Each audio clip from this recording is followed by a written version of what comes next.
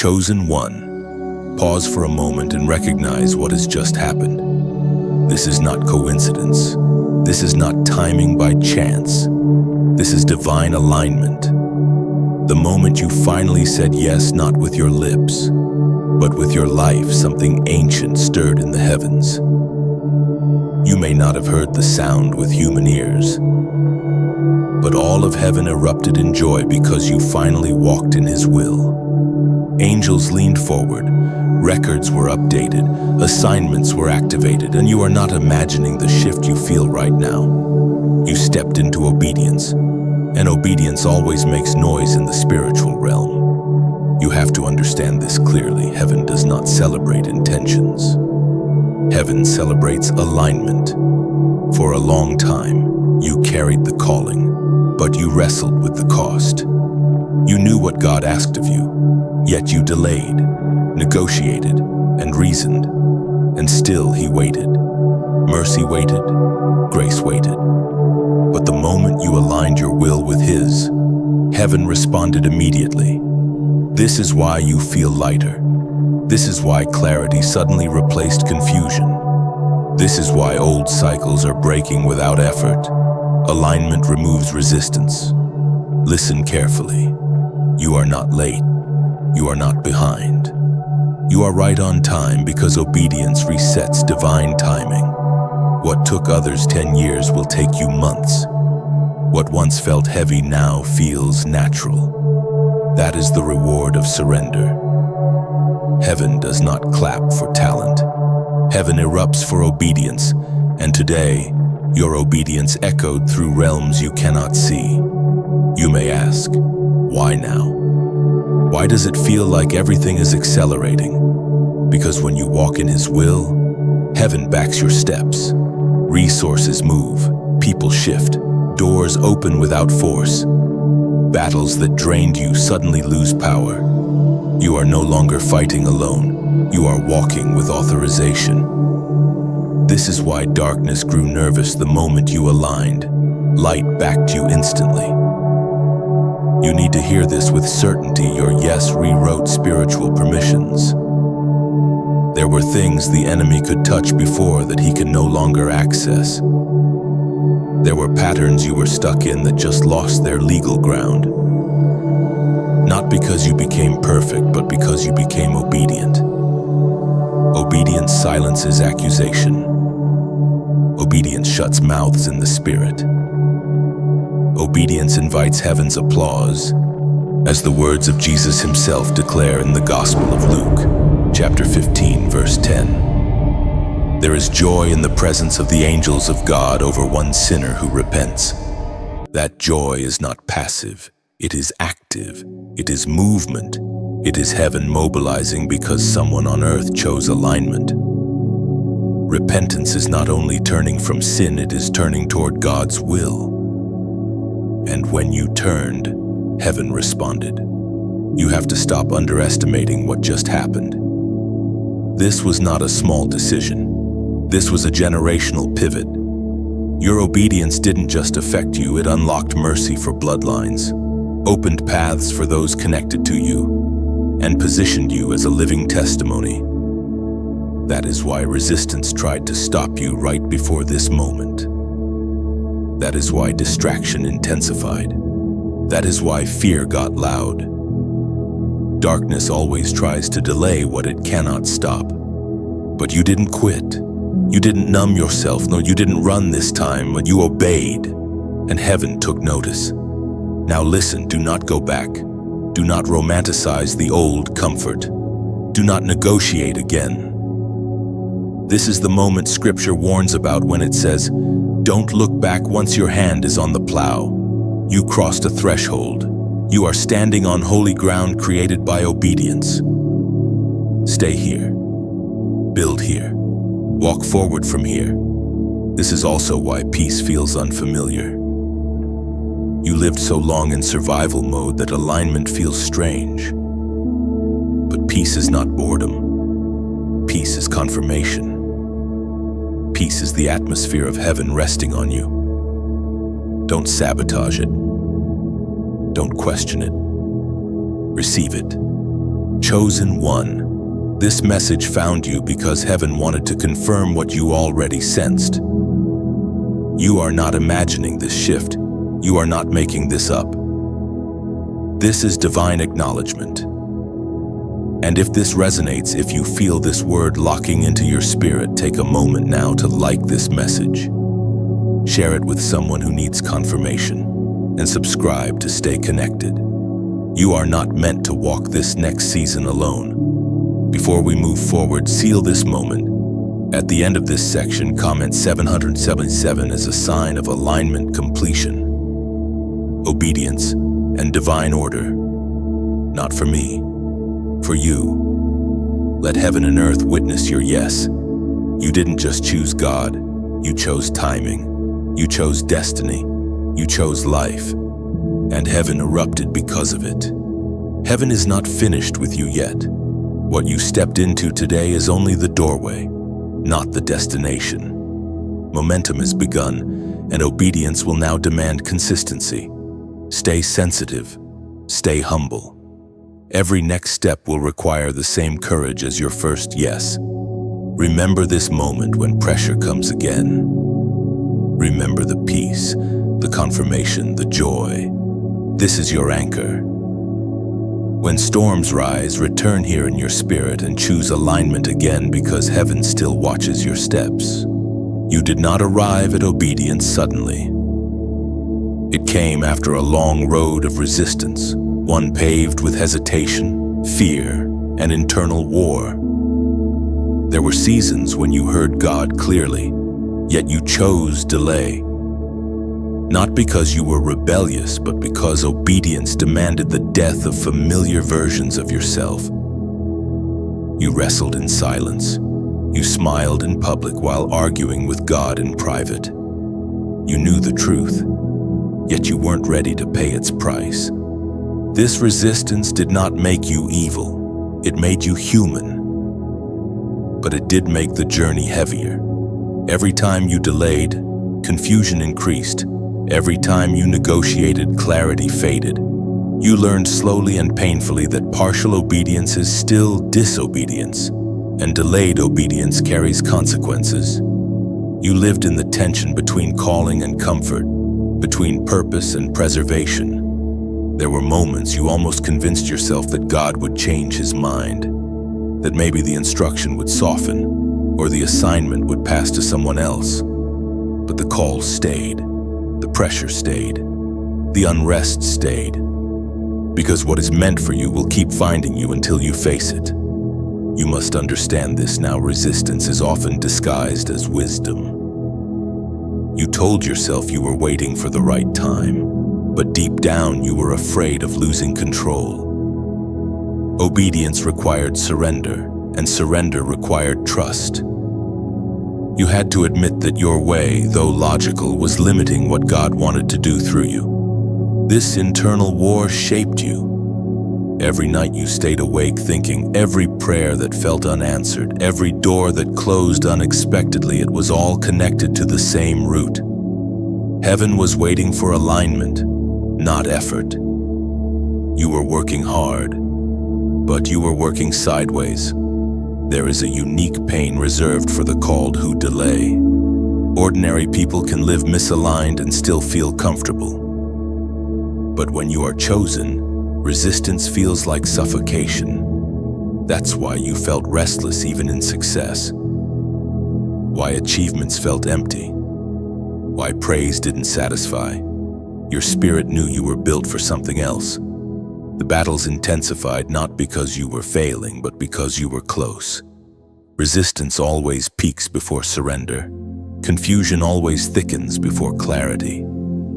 The enemy didn't need to destroy you, only delay you. And for a time, delay worked.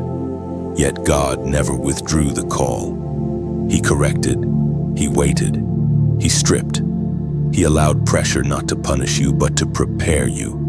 Resistance exposed what still needed to die: pride, fear of man, attachment to outcomes, dependence on approval. According to what is revealed in the book of Proverbs in chapter 19, verse 21, many plans are in a man's heart, Nevertheless, the Lord's counsel that will stand. Your plans were not evil, they were simply smaller. And heaven will always interrupt what limits destiny. Every detour you took eventually led you back to the same instruction. Because God's counsel does not compete, it remains. There were times you mistook God's silence for absence. In reality, He was watching what you would choose without pressure. Would you obey only when it was easy, or would you obey when it cost reputation, relationships, comfort, and certainty? Resistance also revealed how much you had tied your identity to survival. You learned how to cope, adapt, and endure, but obedience demanded more than endurance. It demanded trust. Trust that God would replace what obedience removed. Trust that loss would not be permanent. Trust that obedience would not end you but refine you. And still you hesitated, until the weight of staying the same became heavier than the fear of change.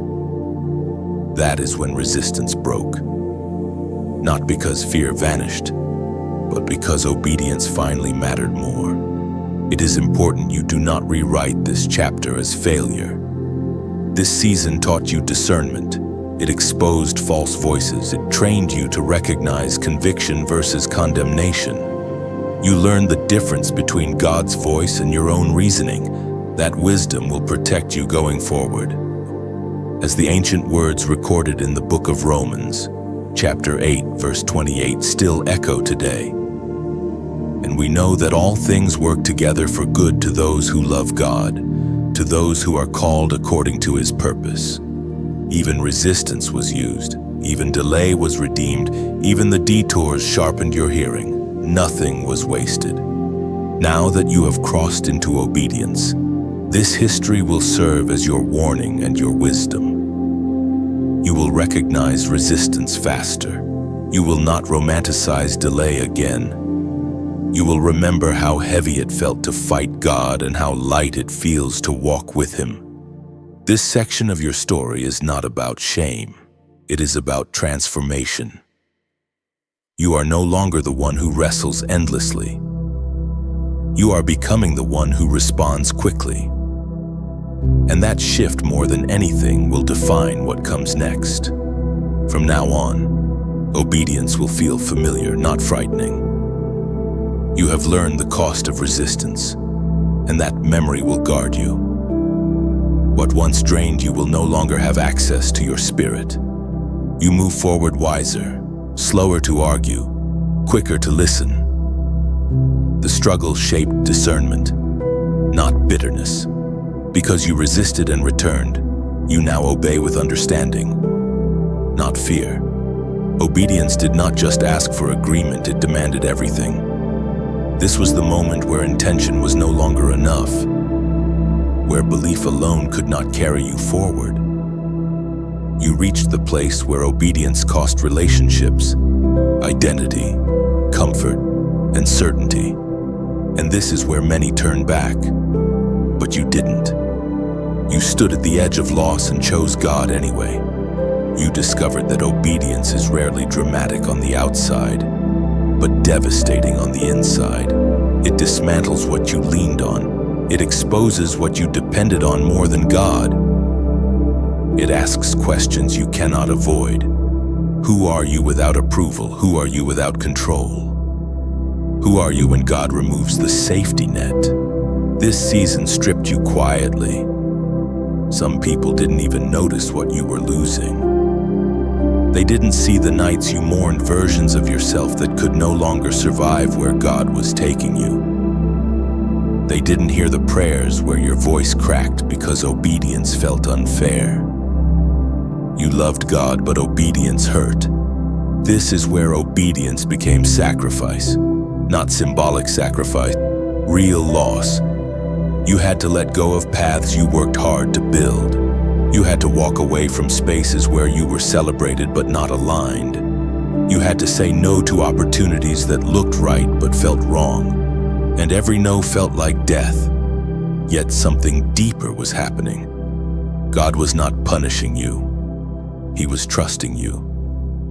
Only those he trusts are asked to lay things down without explanation. Only those marked for greater weight are asked to surrender good things for God things. Obedience was not removing your future, it was clearing it. You learned that obedience doesn't always come with clarity. Sometimes it comes with silence. God did not explain himself in this season. He watched. Would you obey without applause, without reassurance, without guarantee? This is where faith matured. Not faith that believes God can, but faith that trusts God even when he doesn't explain. You realized obedience is not about understanding outcomes, it is about honoring authority, as Jesus himself declared in the Gospel of Luke, chapter 9, verse 23. Whoever wants to be my disciple must deny themselves and take up their cross daily and follow me. This was not poetry, this was instruction. Denying yourself meant refusing to protect your ego. Taking up your cross meant embracing discomfort without bitterness. Following him meant moving even when you didn't like the direction. You felt exposed in this season, vulnerable, smaller. But what you didn't realize was that obedience was emptying you so God could trust you with more. Full hands cannot receive. Full hearts cannot be filled again. Sacrifice creates capacity. There were moments you wanted to quit quietly, to obey halfway, to keep one thing back just in case. But obedience does not negotiate. It requires all. And when you finally released the last thing, peace entered immediately. Not excitement, not answers. Peace. The kind that confirms heaven accepted your sacrifice. This is also where spiritual authority began to form. Authority is born where obedience costs. You cannot command what you have not surrendered. And now, because you laid things down, heaven will later put weight in your hands. This is the moment I want you to respond, not for visibility, but for alignment. Comment this phrase now, I choose him. This is not a trend. This is a declaration. By typing it, you are affirming that obedience is no longer conditional for you. You are saying you will not measure God's instructions against comfort anymore. You are choosing alignment over safety. Remember this phrase when obedience asks again. Remember what it cost the first time and how peace followed. You are no longer the one who hesitates at the altar. You are becoming the one who lays things down without delay. Obedience cost everything, but it also unlocked everything. When you write, I choose him, you are not making a public statement for others, you are marking a private decision before heaven. It is a reminder to your own spirit that obedience is no longer up for debate, even when emotions resist. That comment becomes a line in the sand. It tells your future self when pressure returns that you already decided. You chose God before the outcome, before the reward, before understanding followed. By typing those words, you are also breaking agreement with fear. Fear survives on hesitation, but obedience starves it. This declaration weakens old patterns that once pulled you back into delay. Most importantly, that phrase anchors you. It grounds you in alignment when circumstances shake. Whenever doubt whispers again, you can return to this choice and remember you already chose him. You can feel the shift now, not as noise, not as excitement, but as something quieter and deeper. Like the ground beneath your feet finally holding steady. Alignment does not always announce itself loudly. Sometimes it arrives like a settled breath after years of holding tension in your body. This is the shift you could feel. Not imagined, not emotional. Real. When you walk in his will, your body often recognizes it before your mind does. Your shoulders drop without effort, your jaw unclenches. Sleep comes easier. You are not forcing peace, it is finding you. That is one of the first signs of alignment, the nervous system no longer fighting what the spirit already accepted. So here is the first and most important practical instruction, and it is very simple. Notice your body. Once a day, just once, pause wherever you are, sitting in traffic, washing dishes, standing in the shower. Gently scan your body from head to chest. You don't need to fix anything, just notice. If there is tightness, allow it to be there. If there is ease, allow that too. Every experience is right. Alignment does not demand perfection, it invites honesty. Think of your body like a compass. When you move in God's will, the needle settles. When you drift, it shakes. You don't need complicated spiritual techniques to discern direction. Your body already knows when you are forcing, striving, or pretending. Alignment feels like standing with both feet on the ground instead of leaning forward anxiously. The second instruction is just as simple: slow your next response. Not your whole life, just your next response. When someone speaks, when a decision appears, when emotion rises, give yourself one full breath before reacting. That breath is space. Space is where clarity lives. Most misalignment happens in haste. Obedience is rarely rushed. Picture yourself walking with a lamp at night. If you run, you trip. If you move steadily, the light shows just enough ground for the next step.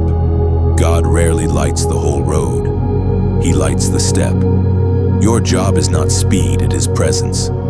This is what peace looks like in daily life.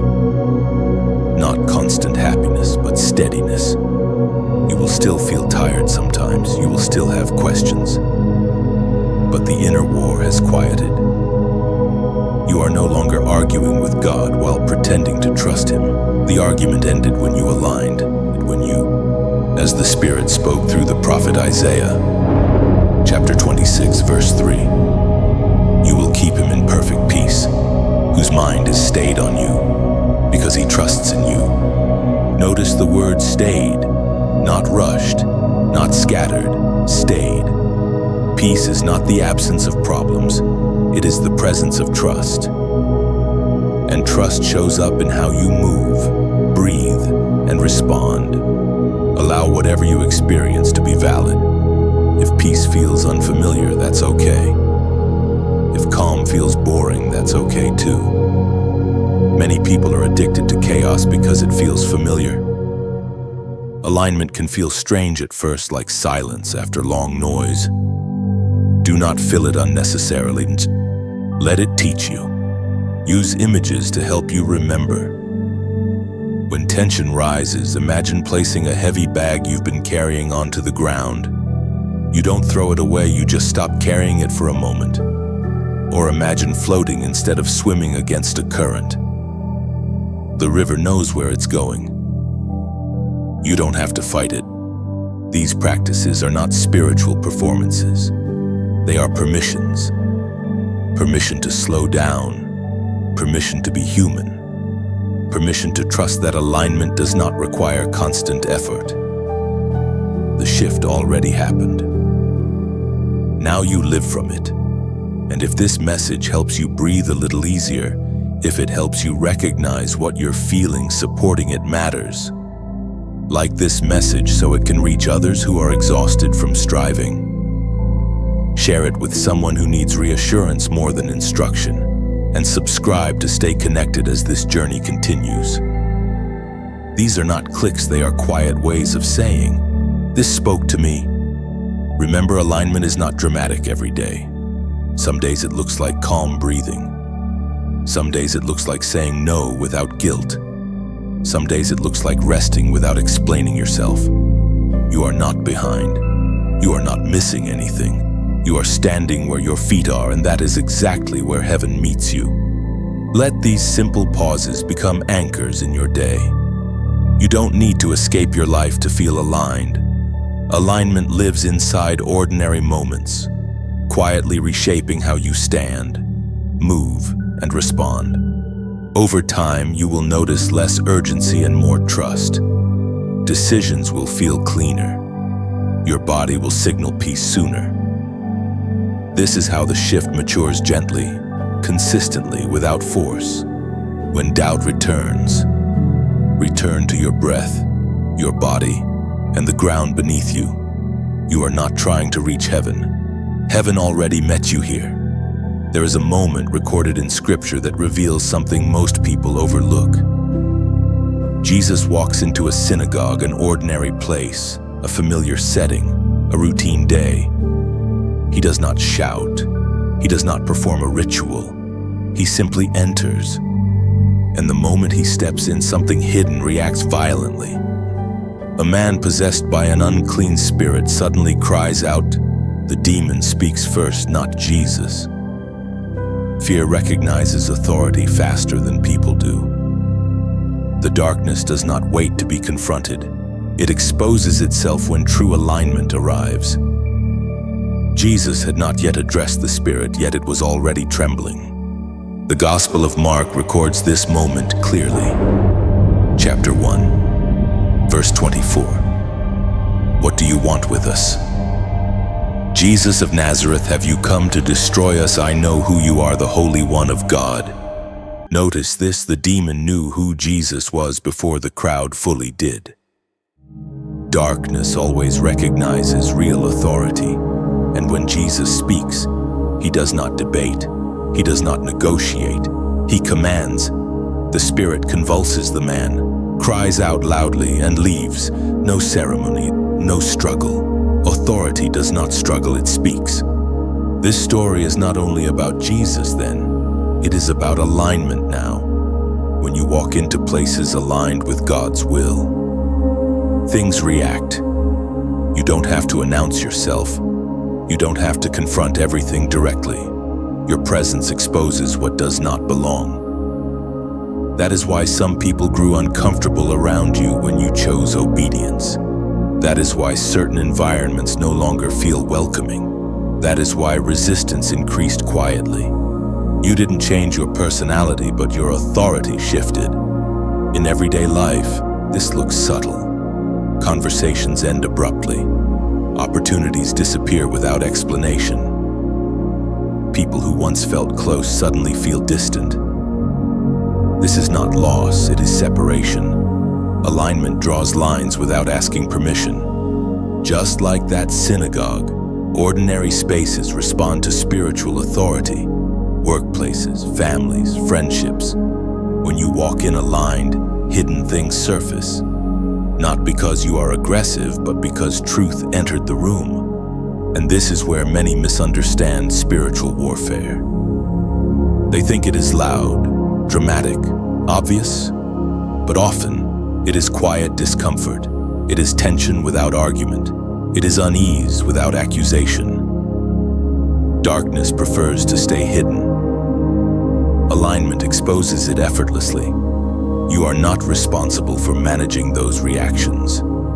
Jesus did not apologize for the disturbance. He did not ask the crowd to be patient with the demon. He addressed it and moved on. Likewise, you are not called to explain your obedience to everyone who feels disturbed by it. Some reactions are not personal, they are spiritual. As it continues in the Gospel of Mark, chapter 1, verse 26. The unclean spirit shook the man violently and came out of him with a shriek. Notice again, the reaction was intense but brief. Authority shortened the battle. When you walk aligned, resistance may flare, but it cannot stay. That is why you should not fear pushback. Pushback often signals impact. In daily life, this may show up as sudden challenges, strange delays, or unexpected opposition. Don't panic. This does not mean you missed God. Often it means you stepped exactly where you were meant to. Hell panics when it loses territory, not when it is winning. But hear this clearly, your role is not to fight everything. Your role is to stay aligned. Authority flows from alignment, not effort. Jesus did not wrestle the spirit, he commanded it. You do not need to prove yourself. You need to remain steady. This is why obedience had to cost you something earlier. Cheap obedience carries little authority. Costly obedience carries weight. Now, when you enter rooms, conversations, seasons, things shift. Some will be healed. Some will be exposed. Some will leave. Let them. Do not shrink to keep environments comfortable. Jesus did not avoid the synagogue to prevent disturbance. He entered anyway. Alignment sometimes disrupts before it restores. If this resonates, if you recognize these reactions in your own life, I want you to mark this moment. Comment 888 below. Not as superstition, but as awareness. 8 speaks of new beginnings, new order, new authority. By commenting it, you are acknowledging that you see the pattern clearly now. You are not imagining the resistance. You are not too much. You are not wrong for feeling the shift. You are simply walking with authority you didn't carry before. And just like in that synagogue, what cannot stay aligned with truth will eventually leave. From this point forward, do not measure your impact by applause. Measure it by what changes when you arrive. Silence, tension, distance, or sudden clarity are often signs that authority is present and working. Stay steady, stay aligned. You don't need to confront every reaction. What cannot coexist with truth will move on its own, just as it did when Jesus stepped into the room. What happens after resistance breaks is rarely talked about. Most people focus on the battle, but heaven focuses on what comes next. After obedience, after authority, after separation, there is marking. Quiet, invisible, irreversible. This is the stage where you are no longer just called, you are entrusted. You did not feel fireworks when this happened. No announcement echoed in your ears. But something settled on you, like a seal pressed into wax. Heaven does not rush this part. Marking is precise. It happens when alignment proves consistent, not emotional. To be marked is to be recognized by the spiritual realm as authorized. It means access changes, permissions change, expectations change. You are no longer handled like someone who is still deciding. You are handled like someone who has already decided. This is why life feels different now. Not easier, but clearer. You are less reactive, less entangled. You notice things sooner. Discernment sharpens.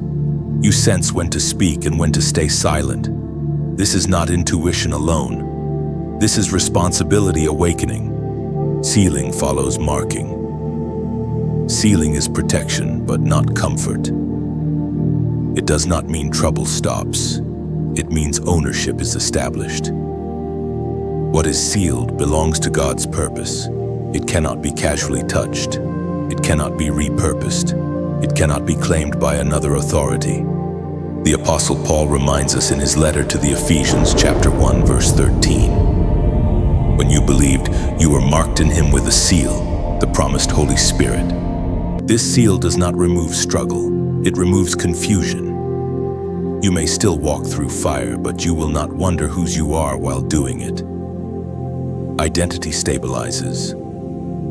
Direction steadies.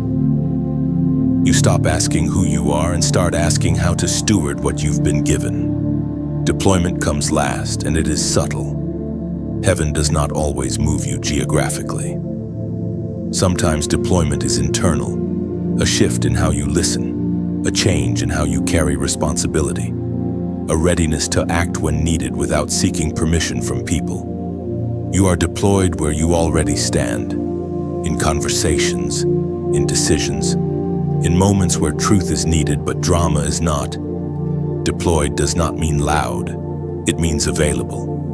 This is why patience increases now. Deployed people don't rush. They know timing matters. They know force ruins precision. You are learning to move when led, not when pressured. There is also weight here. Responsibility always carries weight. You feel it when words matter more, when silence speaks louder, when you can no longer pretend ignorance. This weight is not punishment, it is trust. Heaven trusts you with restraint, with timing, with discernment. That trust was earned through obedience that cost you something earlier. You are no longer impulsive. You are intentional. Do not compare this season to others. Some are called to build publicly. Others are deployed quietly. Both are necessary. Both require faithfulness. Visibility is not the measure of importance. Obedience is. There will be moments you feel overlooked. That is often protection. Marked things are hidden until needed. Deployment does not always mean immediate action. It often means readiness. You are being positioned, not showcased. The ancient words recorded in the book of Isaiah, chapter 49, verse 2. Reflect this reality. He made my mouth like a sharpened sword. In the shadow of his hand he hid me. Hidden does not mean unused. It means preserved. You are learning how to carry authority without needing validation, how to hold power without displaying it, how to serve without shrinking. This balance takes time. Heaven is patient with that process. Remain steady. Remain aligned. Do not rush deployment. When the moment comes, you will not need convincing. You will recognize it instantly, like muscle memory awakening. You are marked. You are sealed. You are ready. And when heaven moves you, you will move without fear because you were prepared in silence. Marking does not fade with time. It deepens through faithfulness in ordinary days. Each quiet decision, each restrained response reinforces what heaven has already placed upon you. You may not always feel powerful, but authority is not a feeling. It is a position. And positions remain even when emotions fluctuate or circumstances challenge your confidence. When pressure increases, remember this: sealed things are protected, not spared. You are allowed to be tested without being claimed. That distinction matters. So walk forward without urgency. Deployment unfolds step by step. You are not waiting to become ready, you already are. Heaven is simply unfolding the moment. Trust the unfolding. Nothing is delayed, nothing is wasted. What was sealed will be revealed at the right moment. And when it is, you will move with calm certainty, not hesitation. You have come far enough now to stop asking whether you belong here. Alignment has answered that question. What remains is not striving, not proving, not earning, but abiding. This final movement is not about becoming something new. It is about standing fully in what heaven has already confirmed. There is a quiet confidence forming in you. Not arrogance, not certainty about outcomes, but a settled knowing that whatever comes next, you will not be moved off center. You are no longer chasing affirmation. You are no longer afraid of obscurity. You have learned that crowns are not worn for display, but for responsibility. This is the moment where heaven does not rush you forward, but steadies you in place. Like a king before coronation, you are taught how to stand still under weight. Glory is heavy. Authority is weighty. Legacy requires posture. You are not running anymore. You are rooted. This is what it means to be crowned through alignment. The crown is not applause, it is trust. It is the ability to carry influence without being intoxicated by it, to walk through praise without leaning on it, to face criticism without collapsing. The crown sits firmly because your neck has been strengthened through surrender, as the Apostle Paul wrote in his second letter to Timothy, chapter 4, verse 8. Now there is in store for me the crown of righteousness, which the Lord, the righteous judge, will award to me on that day, and not only to me, but also to all who have longed for his appearing. Notice this crown is not seized. It is awarded, not for performance, but for faithfulness. Not for visibility, but for endurance. You are not crowned because you were perfect. You are crowned because you stayed aligned. From here forward, your life becomes a signal, not a broadcast, not a sermon, but a signal. People will sense something stable in you, something calm, something clean. They may not have language for it, but they will feel it. Alignment leaves fingerprints on everything you touch. Your words will carry less noise and more weight. Your presence will calm rooms without effort. You will know when to speak and when to let silence do the work. This is maturity. This is kingship.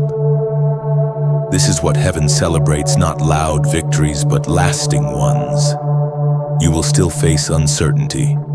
Crowns do not remove storms, but storms no longer define you. You have learned how to stand without bracing. You have learned how to wait without anxiety. You have learned how to move without forcing. And now, there is an invitation, not an obligation. Think of this message like a lamp you found along the road at night. If it helped you see a little clearer, you may choose to carry it with you. If you know someone still walking in the dark, you may choose to pass the flame along. And if you wish to keep walking this road together, you may choose to stay close to the fire. So, in your own time, with your own freedom, you are welcome to like this message as one might nod in quiet recognition. You may share it as one shares bread on a long journey, and you may subscribe as one chooses to walk alongside, not out of need, but out of resonance. These are not gestures demanded, they are offerings freely given. And if your heart feels full right now, if something inside you has settled into place, leave a comment not to be seen, but to mark the moment, like carving a small symbol into stone to say, I was here. I understood. You are not rushing toward an ending. You are standing at a beginning that does not need announcement. Heaven already knows. The crown already fits. The path already opens beneath your feet. Walk on crowned one, steady, aligned, unmoved. Carry this stillness with you into ordinary days. Let it shape how you wake, how you listen, how you choose. Alignment is not something you visit, it is something you live. The crown remains steady when the heart remains surrendered. When challenges return, and they will, do not interpret them as loss. See them as invitations to stand again. You have already learned how. Nothing ahead will require a version of you that no longer exists. So move forward without hurry and without fear.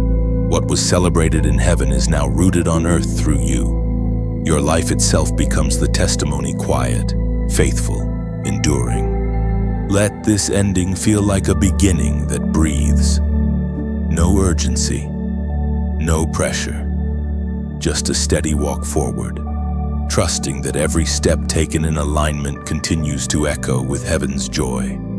And now, there is nothing left to add, only space to let what has been spoken settle where it needs to settle. You do not have to agree with everything. You do not have to remember every word. If even one sentence stayed with you, let that be enough. Truth does not shout, it lingers. You may walk away from this message and return to ordinary life, the same rooms, the same routines, the same responsibilities. Yet something subtle may move with you. A steadier breath, a quieter center, a softer resistance to who you are becoming. That is how alignment continues, not by dramatic change, but by faithful presence. This ending is intentionally unfinished because your story is still unfolding. What you do next is not prescribed. If these words felt like a light placed gently in your hands, you are free to carry it forward. You may set it down where someone else can see the path more clearly, or you may keep it close, private, warming only your own steps.